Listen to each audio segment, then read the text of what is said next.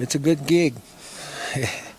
It's a rough one, though. Well, it's a rough one because you got a big story to tell, and I can't wait for you to share it. You've already told me, but I can't wait for you to share it with everybody else because it's wild, man. I'm glad I'm not in your shoes. Yeah.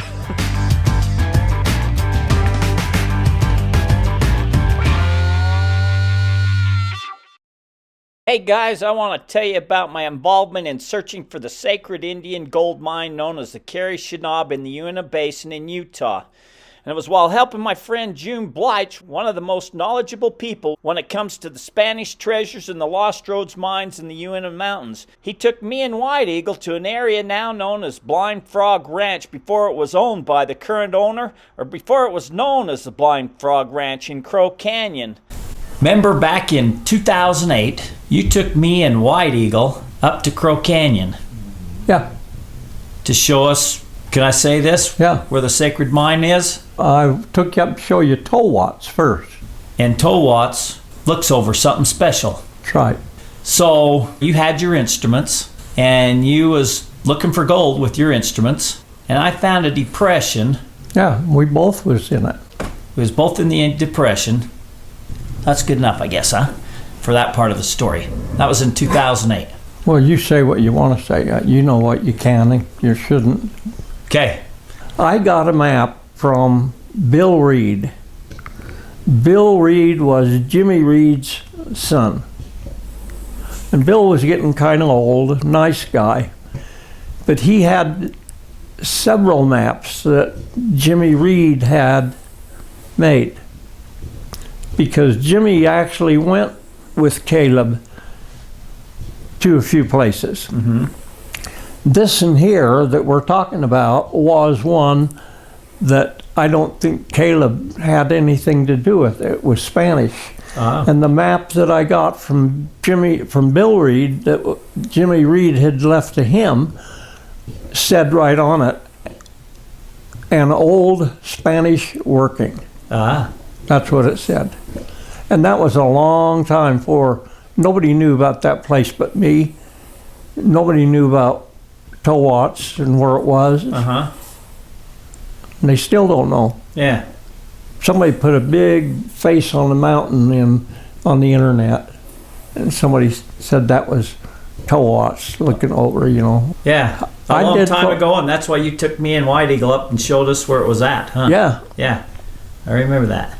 No, I give Sean a picture. Did I give you one? I think you did. Yeah, I have yeah. to find it, but I think you did. Yeah, I give you You took one. us up and showed it. I think it was 8x10. So 2008. Then I don't remember. I guess that was in the fall, and then it snowed, and we never went back until 2009. Me and you went back, and the thing was gated off. Right. We couldn't get in there, and there was no trespassing sign, and there was a phone number of the guy to call. Yeah, I was there. Hit this sign, the guy lived in Texas. Yeah, that's the one. So I called him and asked him what he was doing, because we could see he dug a big hole. Remember that? Well, and he scraped the whole hillside. Yeah, it was a huge hole. And so I called him, and he wasn't digging in the same place where we had figured out something was. He was in a different spot. Yep. And so I called him. He was there with me. You know, I tried to get him to tell us that he was looking for gold and he treasure, and he wouldn't. I thought that he'd hooked up with some treasure hunter here in Utah, and they talked him into buying this place, and they was looking for this gold mine, Spanish gold mine. Well, that's accurate. There's a bunch of Spanish signs at the very top of the hill, all the way to the, when you go over the summit. Uh-huh. Right up there. Well, anyways, so I called him. He didn't want to say or admit that he was doing a treasure hunt there. We checked and to see who owned the property and that they'd got in trouble for digging that big hole. With the state is who I understood. Anyways, that's kind of where it ended, because in 2009, we never ever went back. Nope. I never contacted him back again. I was going to contact him again, but it was shortly after that that we worked on some other things and that you ended up paralyzed and you couldn't go. Yeah, that's right. You ended up paralyzed, and that's why we never went back. We never tried to contact this guy again and work out a deal with him and all that. Well, I got wings now. So. You got wings now. Maybe that was a freak thing that you got paralyzed. Maybe you was cursed. Maybe it's because you was getting too close, huh? No. No, they don't. That doesn't scare me. Okay. Even their, what's them, windwalkers or Skinwalkers? skinwalkers? Yeah. They don't scare me. Have you heard anything about skinwalkers and things on that area Have I heard what? of the skinwalkers or Yeah. UFO things in that area? Yeah. Really? You'd heard that? I'd never heard anything like that before. I got a friend out on the reservation, and anybody can see this if he wanted to let me give his name out. But he said he was up at his ranch that he had got from the Indians, 40 acres, and he'd been there all summer building a cabin. And he said, we was really tired, and so I told the boys, I said, pick up all the tools and everything and go get in the car, we're going. And he said that they had dug a big hole in the ground and killed a cow and then put the whole cow down in the ground and covered it up with something. And it was going to cook for a long time in there. They had coals down there and everything. Day or so, I don't know. Yeah. And they'd come back and get it. So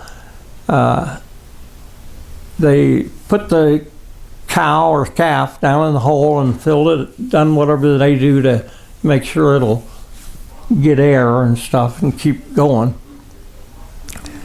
And he said, he told his wife, let's go.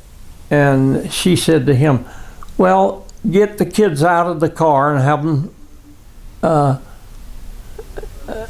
them lean up against the car, and I want you to go over and stand there with them, and I'm going to take your picture. So there he goes, and they go over and get there, and she takes the picture, and then they leave. So he has the picture developed, and what do you think they seen? Flying saucer? There was a flying saucer above the car, only a little ways away. A flying saucer above the car, and you could see windows in it and beings looking out. So I happened to see one episode of the Blind Frog Ranch. I'd heard somebody had told me about the Blind Frog Ranch in the Uintas, but I had no idea where it was at, didn't know anything about it, not heard one thing, and then I happened to see one episode and it showed that hole, and then I knew right where it was, and then I called you. Yeah. And well, anyways, I got a phone call from a guy, said he was going on to Blind Frog Ranch and wanted to know if I wanted to go. He was going to take ground penetrating radar and some other stuff's up there, and I says, yeah. We drove there Friday night, and Saturday, we was going to be there Saturday, and I ended up being with the owner, Duane Ollinger, on Saturday and Sunday on his ranch. And this whole time, I thought he bought this thing for the gold. He's not. He got it because there was a certain energy field there that he was interested in, that some CIA agent guy first had it, and he bought it or was helping him do the drilling and stuff like that when he got in all the trouble. And not only that, but he's just What trouble? digging in with the state, with the state, with the county, with the state, and he's bought another property in New Mexico because of the energy field. So it had to do with paranormal, UFO type things. It really, according to him, wasn't really about the gold. It was about this other stuff. Anyways, I told him about me and you. I says, I've talked to you before, Duane. You probably don't remember, or you won't remember because it was clear a long time ago. And I told him, that I talked to him about that, and I told him about you. And he says, man, bring your friend up. I'd like to talk to him. What did you tell him about me?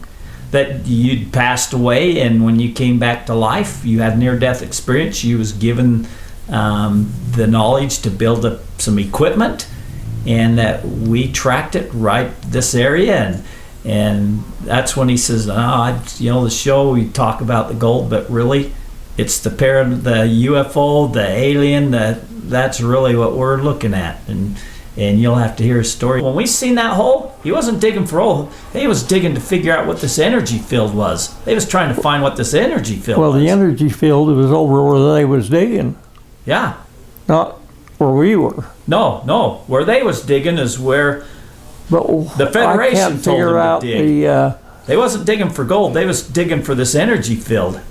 I don't know how I could help them on an energy field. And it didn't affect what I found with the instruments. Yeah. Remember the tree? Yeah. Yeah. Back here, and it pointed that way, and all that was an entrance that we found, and it went right in that ledge. Yeah. And what we was after, I remember there was a depression there. Oh, it was more than a depression, if you remember. I was gonna say, I was bouncing and it was bouncing. Well, you were there. Yeah. You was helping. Yeah. Yeah.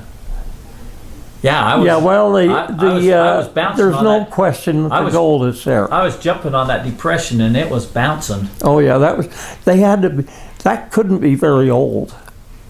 For it to not cave through, you're right. It had to be green. For it not to cave through, you're right, yeah. Yeah, I think it still had leaves on it. They was laid this way and then another one this way and this way.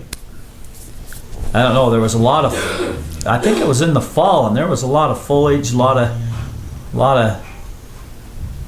stuff on the ground. Yep.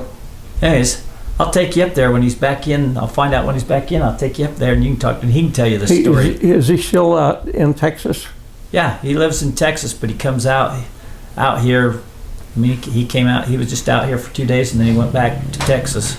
He's a heck of a nice guy, a really nice guy. That blue clay carries one heck of a lot of different kind of minerals. Oh yeah?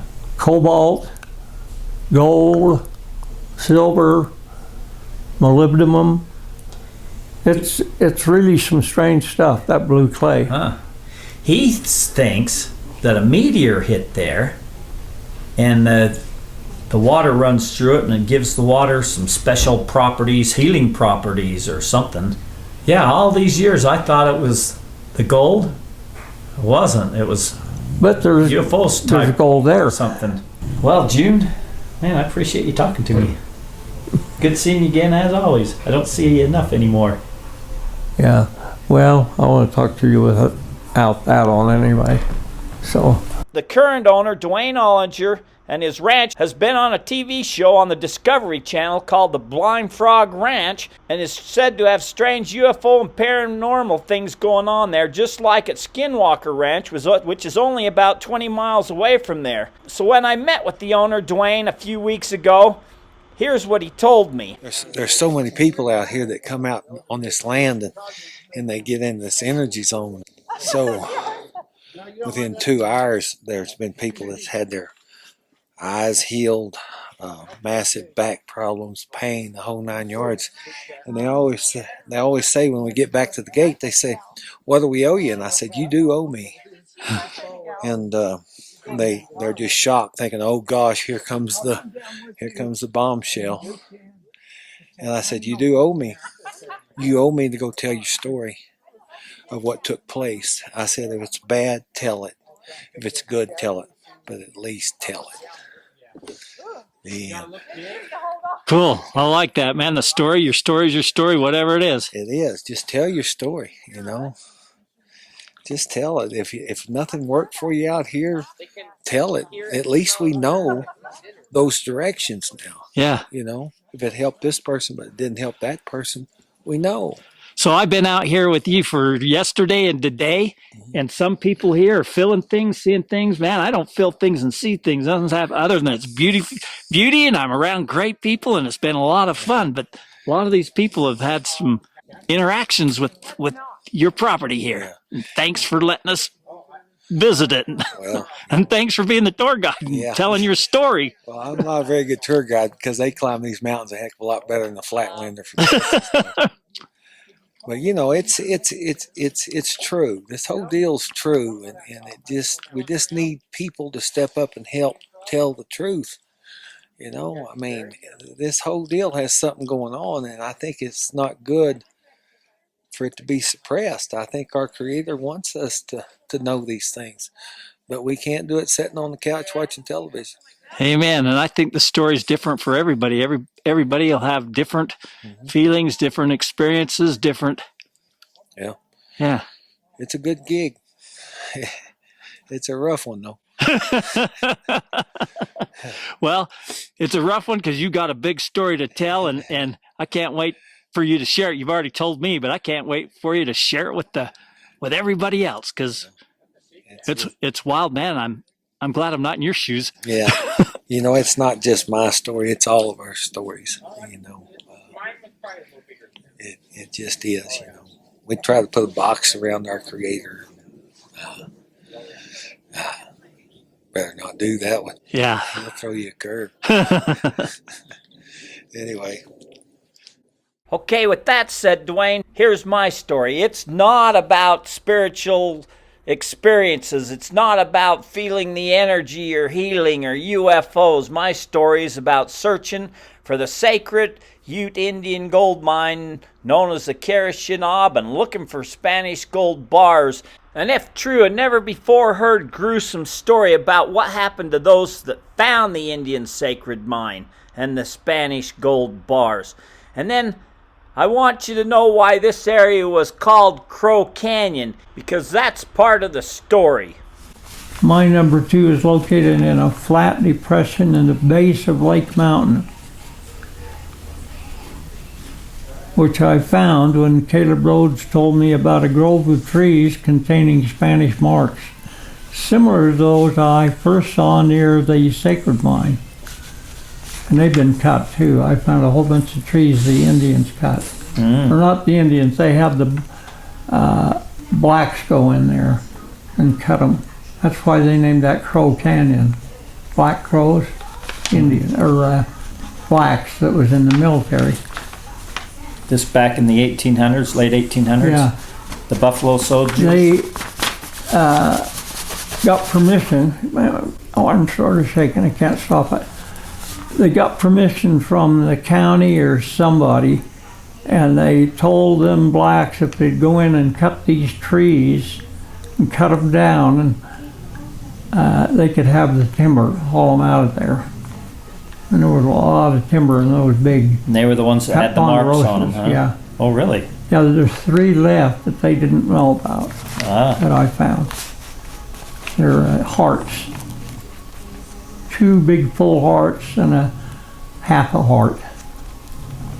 And that's got to be the sacred mine right up there, which is on that map. In fact, since you bring up this whole thing on Caretakers, do you have a few minutes? Yeah, I do. I'll tell you about my experience with Burl. Yeah, this would be, I don't know, I have to go back and look in my journal, but I'll just say it was 92. I'm sitting, and please don't think I'm too crazy when I tell you this. Okay. Like I said earlier, for some reason, I don't know why I tracked them, but I have had umpteen people come pay me a visit from beyond. I'm sitting at my kitchen table, it's down in the house where you met me, writing in my journal. All of a sudden, standing 2 feet from me, and he's not a particularly big man, but there's a Native American Indian chief, and it was obvious because he's wearing a full-length headdress, right down, or feather headdress, right down to his feet. And he said, I have something to show you. Watch. Matter of fact, I think those were about the only words he said to me. He told me who he was, and now I'd have to go back and look at my, Chief, maybe Juan Rhoades. Maybe his name was Juan Rhoades. I don't know, I have to go look at my journal, but he tells me who he is. So that's something to show you. And so there's like this movie screen kind of right there in front of me. And although it was like 3D, it wasn't somewhere out in the mountains by trees, and there's hills and rocks, there's a small group of Indian men, some of them skinny, some of them fat, some of them younger, some of them older, and then there's a little boy there, and I can see them all talking, and I can see the vehicles, and I'm thinking, this has got to be the 30s or 40s based on the vintage of these cars. And they're talking, and there's quite a debate going on, and then the next scene I see is like, as though the camera turned 90 degrees, these two black men tied up. Let's see, it was three the first time. I think it was three the first time. Three of them tied up to these trees right there. That the branches, the lower branches are gone. These are fir or spruce. They're tied up to them. There's this debate among these Indian men, and finally they quiet down, and one of them pulls out like a big folding buck knife, opens it up, and just kind of casually walks right up to one of them and cuts one of these black men that are tied to the tree, and just cuts his throat. It just makes you sick. And then he does the second one, and then he hands the knife to a different guy, and he does the third one. And what on earth is this all about? Then scene changes. It's 25 years later, something. It's in the early 60s. And he doesn't tell me this, but I know it as I'm watching this thing. The little boy who had been there had been this girl, and that had been his dad, and somebody else. The deal was, they were protecting the gold. I saw these black men moving these gigantic big bars of gold. I don't know, 2 feet long, 6 inches square, something like that. I don't know what, they must have weighed a couple 100 pounds at that size. And they were moving from one location to another. They had been paid for their work, and the reason they were brought in, they were these huge, big, strong guys, but because the Indians, I guess, had a difficult time moving them, and they were paid well, told never to come back, because stuff was guarded all the time. Well, they came back and attempted to steal something. They were caught, and they were killed. In fact, they were thrown in the hole where they had pulled it all out of it, and they were covered over. And, I'm in shock watching this. Yeah. Scene changes 25 years later or something, 20 years later, however long it was early 60s probably. Almost the exact scene repeated. This time, 2 black men, a smaller group of Indians, more modern vehicles, same issue. They moved it again. This period you were saying every 15 years? Yeah. Maybe it was only 15 years later. I'd have to go, because ultimately I met with Burl later on. He confirmed the whole thing. Wow. Really? In fact, I don't know if you know Jim down in St. George, or have heard of him. I don't. Jim's a descendant of Thomas Rhoades, and he, he's dabbled in some of the stuff out in Utes over the years, and he knew this Burl. Well, I happen to know Jim, and I knew Jim knew him. So anyway, the scene repeats 20 years later, and it's Burl and another man named John. Now, John died here 3 or 4 years ago, or 5 years ago, I'm not sure how long ago. And I'll tell you an interesting story with him and Steve and Tom. Before we're done with this whole thing. Oh, you don't know Tom? No, I don't. One of Steve's friends, one of my friends, lives down in Beaver. Anyway. So, the same thing is repeated, and this time, it's Burl and this man named John who draw the short straws, if you will, and they have to take care of these other 2 black men, and they do it in the same fashion, same manner. And I'm just about ready to throw up. Oh, yeah, I'll pretty bet. weak stomach. Yeah. And then at the end of the thing, this Indian's gone. He doesn't say goodbye, boo, nothing. He's just gone. I'm sitting at my table, just totally in shock. Sometime later, a few days or hours, I don't know what it was, I called Jim. Jim, I got to talk to this. You've mentioned this Burl guy. What do you know about him? He tells me, Burl, he was a nephew of, if I can remember his name. When I hear it, I know it. This guy was a Ute Indian, and his little note in history is that their family, from the stuff they were watching and caretaking over, I guess they were told to, they took a set of plates present. Oh, really? These plates have, I've seen photographs of them, they've got a 7-pointed star carved in the top of them. And they gave that, I don't know, it's maybe an inch thick, so there's multiple plates bound together in this inch thick thing. They took it. Where did it come from? Somewhere out there in Utes, among the cache that the family and, this thing. Garden, huh? I'll think of it about 2 o'clock in the morning. Anyway, from the stuff that they watched over, and they had a pretty big circuit of stuff that they would drive, not just in Utes. These guys drove all over Utah and the surrounding states. Really? They had a pretty big circuit they traveled every few years to check on everything, make sure it was okay. So, just right along the lines of the story you told about yeah. Yep. So I tell Jim about what I saw.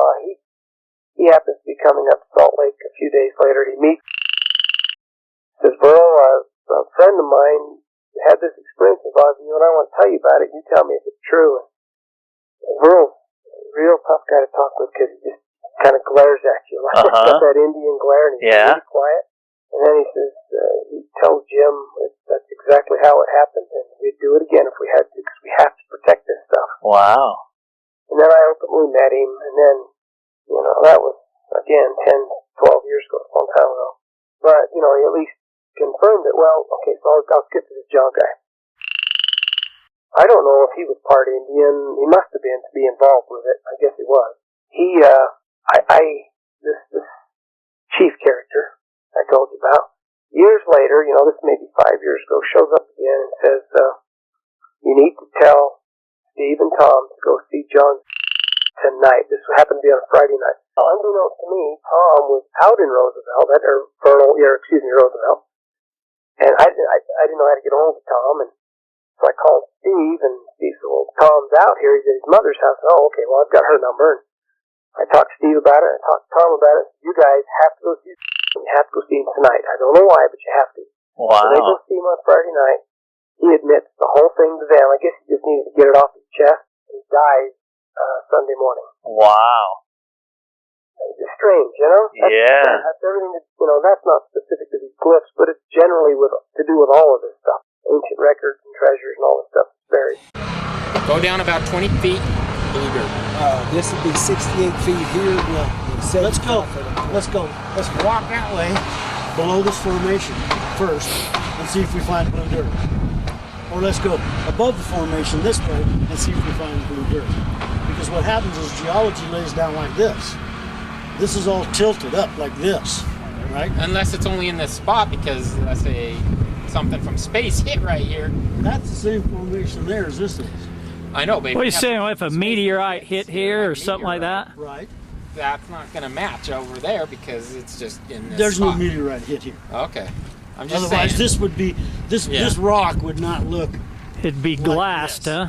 It would have some temperature effect to it. So I will say this: over in that ravine, we have a scan where we have the scans off the satellite guys, and it has a meteorite that's about 2 foot or about 2 acres plus or minus right over this hill. What do you call it? It is a meteorite. He said a meteorite, yeah. Yeah, right over Is there dirt? Is there meteor dirt there? we have the scans. It says there is Scans from satellite. So all you have is an impression that looks like a. We'll go look. Circle. It doesn't. It doesn't look like that. It just looks like something's there. Or it looks to me like a ravine. That's all I'm saying. And then Right. something's Probably covered is. up. Yeah, but I'm just saying that we have scans from the guys way up the ladder. Right. I'd like to talk to Eric. Yeah. I'd like to see his report if you want me. Oh to. yeah. Hell, I And have I'd- no freaking secrets. I like it all. I'd do a DEM on this thing within a half a day. I'd do a digital elevation model of this, and we'd map a lot of this stuff out, and we'd get some major fault trends, some ideas about the formation, where it lies. And like I said, before you spend the money to dig here, it'd be a lot cheaper to have my ass walk over that hill and see if I find blue dirt. Yeah. Because somewhere that blue dirt is below this. Yes. So you're thinking if we walked it down and found Down something dip. lower than this, we might find some of that blue stuff. Down dip. Let's try it. What are we waiting on? Oh, let's do it. Hell, I Let got me throw hiking this in my shoes jar. on. Hey, Hey, wait a second. Uh-huh. That outcrop is from over there Uh-huh. to over there. Uh-huh. So I'm not so sure you want to walk all this shit today. No, what you want to do no. is first, let's look at space. Let's map it from Google. I can pick up this formation. I can get the geological maps out. Half a day in my office, I can give you more information than me walking over that hill. And it's not that I'm lazy and I like to walk around, but no, my suggestion would be is just a suggestion is to get this spot on my GIS mapping. Okay. And then just start, what I call it is spatial resource knowledge. Really? I'll bring every bit of spatial data that I have, even his LiDAR data, and I'll plot it on a map. And then we scratch our heads and say, what's it look like? Yeah. Instead of theorizing and just saying, well, it's Yeah, over here. should. Well, Should I get mean, them if on. you want to pay me an hourly rate to do all that shit, it'll be fine. But I tell you, I wouldn't. There's better ways to go at it. Hey, you know, I want Duane to share with you his personal story out here.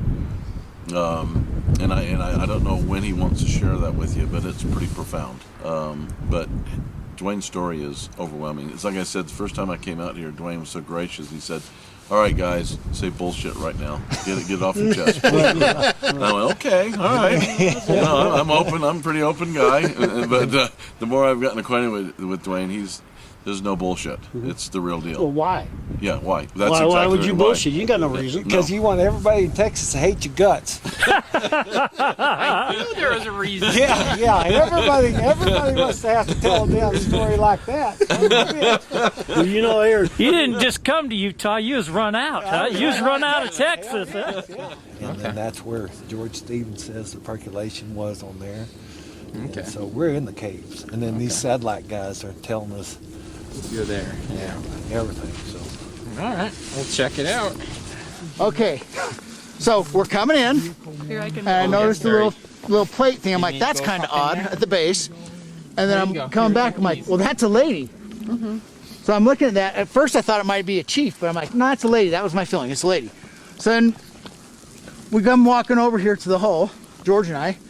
I stand at the hole. I'm like, I'm trying to ask, and all it's doing is kind of just energy and just giving me a swirl of energy. But then I'm standing there, and it was probably, George, what, 10 minutes maybe? We stood at the hole, and I just got this thing, go to that tree. So I go over the tree, take my gloves off, put my hands on the tree. Immediately I get the impression, holy ground, this is a burial place. I'm like, what? Look down. If you go up there, it looks like that tree is growing out of a tomb. The rocks pulled up around the edge of it, like it lifted out of the tomb. So I'm saying, okay, this is sacred. Then I'm getting pointed that I'm supposed to come down here. Hey, so I want to stop you for a second. 1 second, sorry. Isn't that where you say that whirlwind came and then went down on that tree? The big tree. Wait till you go. We need to go up there because you're going to see You have this. to see. So the whirlwind came out of the hole up there, came up, and then came over the tree and sucked down in and went away. it even made that tree just bend and just like Really? a tornado. Yeah, I Did you ever walk? wa- I went over there. You got to And see then- how the rocks are around. Let's go check it out. But let's start at the beginning. George I'll was walk you back asking, down. like, well, did you notice the rocks? Now be first? careful, Like, it's you see where I slippery. goes, no. Anyway, my theory of it, that's what I'm feeling. Oh, you're exactly right. Is that crazy? You're exactly right. Wow. There's something here. Something here. You're exactly right.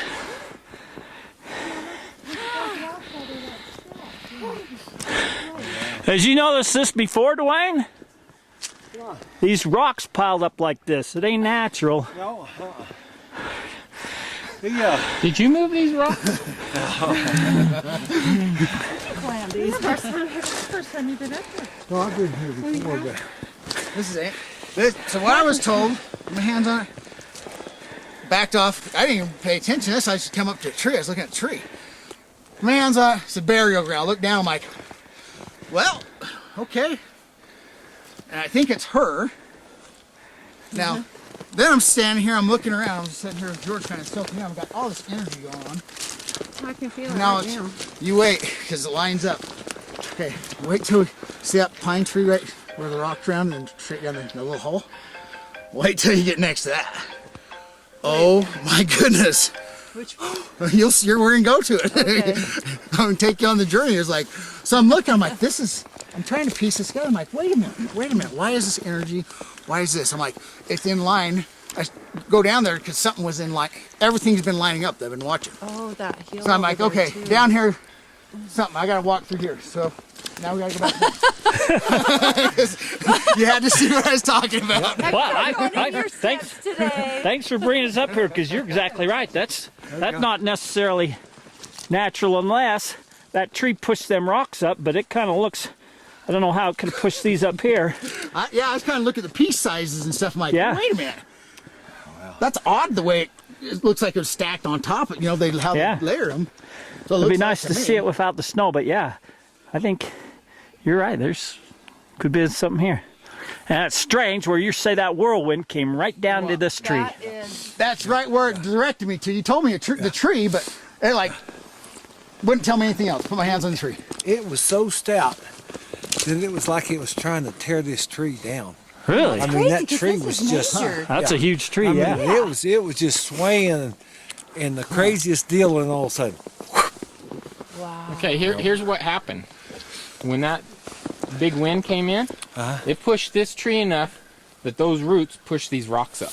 Because here's the thing. If you take a look at this this part right here, see that root that's coming in right there? I see that. That's right where these rocks would be. Now, I believe these rocks were placed here for a reason, and there could be a burial here. But with that tree swaying that way it was, that's probably what tore these rocks up. Is because Nah, those roots- that's my theory. I don't think so. I don't think so. I could see how possibly this tree growing could have pushed these up, but not this. Yeah, that's... But not this. And in a line like this, I think Dennis might be onto something. That might have been a burial there. I'm having what this leading me to. Now, Hey, I got to do the science side of it. Okay. That's true. Okay. Okay. I know something led me to here saying that the energy's Carrie, here. are you But there's the energy going through down there. I'm surprised you don't feel it. It'd be interesting. It'll be interesting to see this when the snow's gone. How are them stacked in like them, or were they pushed up from the tree? That's definitely nice find, Dennis. What, the tree? Wait till you get down here. You're gonna be like, I'm like, Been what? struck by lightning. So here's another thing that I never understood. But tree has for been us struck to have those holes where we drilled them, we got those from upstairs, and they gave us 2 spots to drill holes. If you look at it, they're a pyramid. But the only way that we could measure these things. Wait, just a minute. What happened? Okay, just imagine 10,000 years ago. What was carved in these? Does that outcat right there look like a leg and maybe a belly and a leg behind it, and the torso coming out? It does. It sure does. See what I'm talking about? Where's my Right down in my car. Like, what? This was some type of amphitheater, and I'm seeing other things on that output was carved something on this underneath that other marker tree. Okay, we gotta go see what that's looking at. Right on the end of that. Okay, so that is pointing off that marker tree. It's pointing back over to here. Okay, so we'll just keep following trails. So okay, where that leg do is, this where all that year, leg man, is follow over there. these things. This is cool. Where is it? Okay, which one? Okay, there's 2 arc burns coming out of there on the side of that mountain. That's where the plasma shoots out. And That's where the lightning hits. the lightning comes out of the rocks. here to this tree. Lightning comes out of the rocks, and then right below that, we dropped down to see what the deal was. There was 2 dark smokes here, and a white smoke here, like a plasma hot smoke, coming out of the mountains. And we have video of Right there, man. Wow. Wow. Yeah, I'm telling you, that is cool. So here's a strange one. So, see that hole where the pickup is? Yep. There's another hole down in there that I got covered up. To this tree, for whatever reason, they gave us points to drill there and there. And so we had to measure off of here to give my son a coordinates or a measurement, and then that's how we drilled those holes. But if you look on the internet, it has a triangle. And that's where when we drilled through those, in accordance to this There's a tree. triangle here as That's why I well. lit this whole sunbuck up. Okay, Wow. look up there on the right. Up So there. so To when the right you of that. did the last hole, this thing just kind of glowed. This tree No, right no. here What on we the did cliff, is we got and then through we have with that it, tree. and then they were watching from Back, upstairs, back, and then back. they told You're us what sitting was on going my on. lap. We went back to town, It's and a we came perfect back out triangle. to see all this other stuff. Oh wow. Watch this. This Yeah. is like. Jeez. Okay. Wait, Crazy stuff. stuff. The people that I deal with that study energy zones, they say trees that get on top of an energy zone, they're trying to fight to get away. Oh yeah. So they always have different. I mean, it's just like they're going, "Oh, let me out of here." So Yeah. the They're limbs and fighting everything goes to go crazy. up, huh? Yeah, there's so many people out here that come out on this land and they get in this energy zone. And so within 2 hours, there's been people that's had their eyes healed, massive back problems, pain, the whole 9 yards. And they always say when we get back to the gate, they say, "What do we owe you?" And I said, "You do owe me." And they're just shocked, thinking, "Oh gosh, here comes the bombshell." And I said, "You do owe me. You owe me to go tell your story of what took place." I said, "If it's bad, tell it. If it's good, tell it. But at least tell it." This whole deal's true, and we just need people to step up and help tell the truth. You know, I mean, this whole deal has something going on, and I think it's not good for it to be suppressed. I think our Creator wants us to know these things, but we can't do it sitting on the couch watching television. We're going over a tunnel right now. Really? Oh yeah. That's interesting. All right, let's see what we got going on.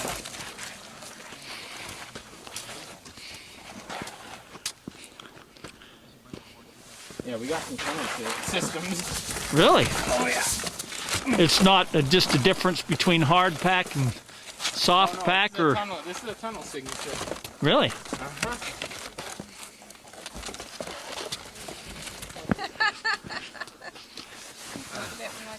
We got a tunnel back there, not over here. Back down lower or back? Sorry, Duane. Yeah, I'll have to crunch some of the data bits. You guys are mountain goats, is what you are. Look at this. Oh, there's something. Look at this. Right here Over this. is getting a different signature. They poured something over the top of it. Right here. Look at this. So I'm going to go down and back. Yeah. See what we got going. Did I just record it? Uh-huh. Crazy. And what I'll do is I'll crunch it in my computer when I get back. You live around here, so you've been here for how many years? 3 years? Yeah, 3 years. 2.5. So you seen any strange things around in this area, or any stories? What? Well, the stories are that there's the Spanish gold. That's just what. That's just what they say. They don't. There's a lot of local legends like that. Haven't seen any strange lights We or. always see strange lights. Really? We saw. When was that one? This stuff. We were pulling out of our ranch, and he slams on his How do you brakes, explain and then I slam on my brakes, and he's like, "Did you see that?" It was this.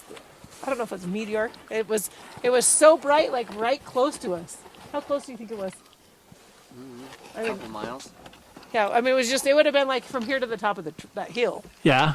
but it just flashed and then just went away. But it was a long flash.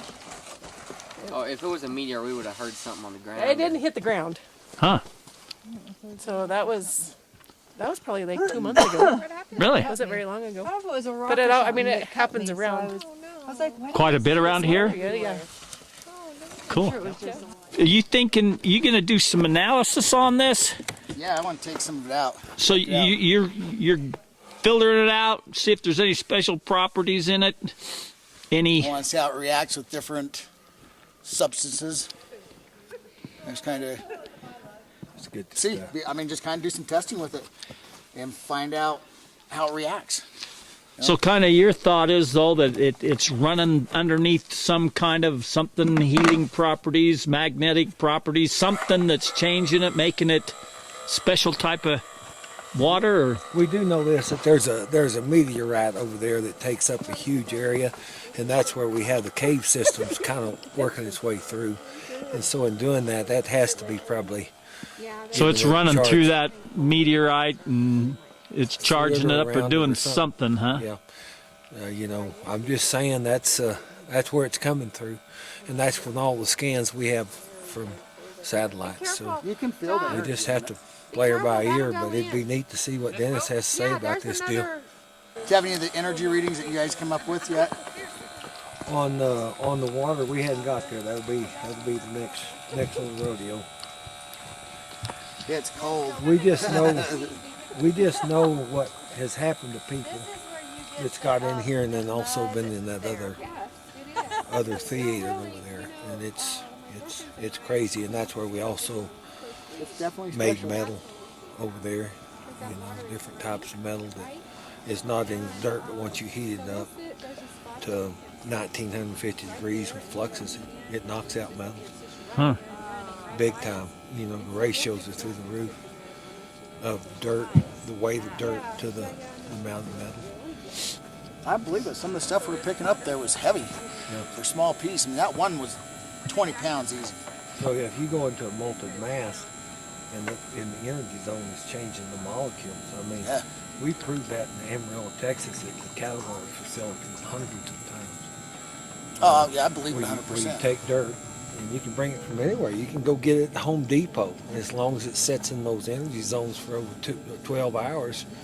And then you heat it up to 1850 degrees in Amarillo and bring it to a molten state, boil it, molten state. And then if you got 2 ounces of dirt in there plus the fluxes, you'll pour it out, and you'll at least pour out an ounce of metal. An ounce of metal. But it has to see, you've tried it in the energy zone and out of the energy zone. Yeah. Out of the energy zone, nothing. Zero. Wow. Zero. And that's how you know how far the energy zone is moving out, is you're out of those ions. Huh. That's crazy stuff. Like if you don't, and people say that's impossible. Well, get you some of it, you know, because it ain't. I can't. It's not my fault. It ain't in the books. And so, what are you thinking you can do with this, or you just? You're a water guy, so you're a water guy. So tell me what you. So I'm just gonna see how it reacts with, water soluble products, different carriers as far as how much of the structure or tension, if it holds structure, if it's just tension, and it's how it kind of does an extraction process, see how it extracts. Just kind of look at it against other waters that we work with and see how it turns out. You can definitely tell. Cool. I drank it. It's definitely different. You didn't grow any fangs or anything after you drank it? Not yet. So you haven't got I've been seeing some funny stuff. You haven't got Montezuma's revenge yet? No. About 7 foot until you get to that wall, and on the other side, it'll drop down into that vault. And so the pipe was about 27 foot to the bottom. And so there's just a wall and a sleeve underneath us right there. And so the hole is right there in that far corner. And there's a hole. Trust me on that one. Yeah, it is a variety. I was on the track whenever we fell through it, where I fell through it. And, you felt it fall, huh? Oh, yeah. And then my arm, is in between the track hose, the arm. It went all the way down, and I had an 8-foot stinger on it with a grinder. And then also I had the capability, it was a Cat 330, so I had about 30-something foot, plus 8 foot, and I was free swinging that arm. And I had pictures of the track hole with the arm down in there. So, and then there's where the blind frogs all start. We really seen the blind frogs a little bit before that. And so. Well, there's got to be an opening somewhere else then if there's frogs in there. Yeah, with air. Yeah. And so we also found a worm, and then lots of worms. So when we started surging this thing, the worms started coming out. And so those worms are tied to they're tied to, Like or they, horsefly or something? Yeah, the horse flies. Okay. Yeah, and so you know there's an opening somewhere for that too. So, and then water dogs, you know. So there's air down there, and we just have to. This is kind of probably like a little sewer loop for us to get up and then go where we need to be. But this water was scanned by the satellite guys, and we're in the 9,600 feet plus or minus flooded caves that they can track that water. And now the bats just gave us another signature of probably 5,000-6,000 feet of dry caves. All right, let's go see some Indian beads. Yep.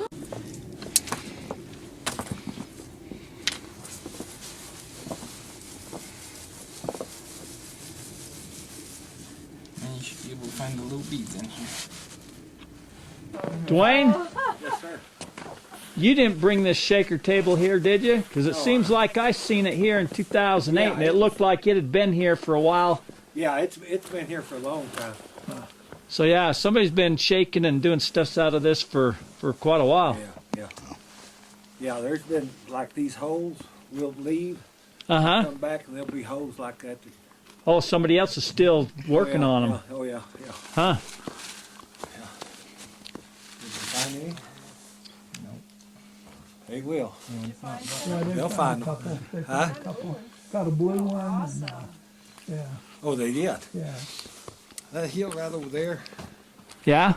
On the other side, there's kind of a lookout on that side. And we found, we have to get them all checked and everything, but we found about 20 Indian bracelets. Oh, really? Up there where they fell in the cracks up there in that mountain. Really? In the cracks of where that little cubby hole is. Pretty neat little deal. We shot them with an XRF gun, and they're very impure coppers. So they just grab anything to try to make those metals. Gotcha. So was copper? Yeah, high part for copper. But the more impure it is, the older it seems to be. Yeah. All kinds of, a lot of toxic metals. Oh, really? Oh, yeah. Arsenic. Like, you know what's kind of strange is in that area over there, it shot, one of the pieces of metal that we made, it was the same, and it shot high in copper and zinc that was made over there, and that's kind of what some of those bracelets. Oh, really? Yeah. So somehow they had a little smelting going on the side or something. I don't know, but wow, that's cool. Yeah, it was. Something's going on out here as far as energy zones. There's no doubt about that. You know, I can't help it that it ain't in the books. It's not my fault. Maybe they ought to write it in.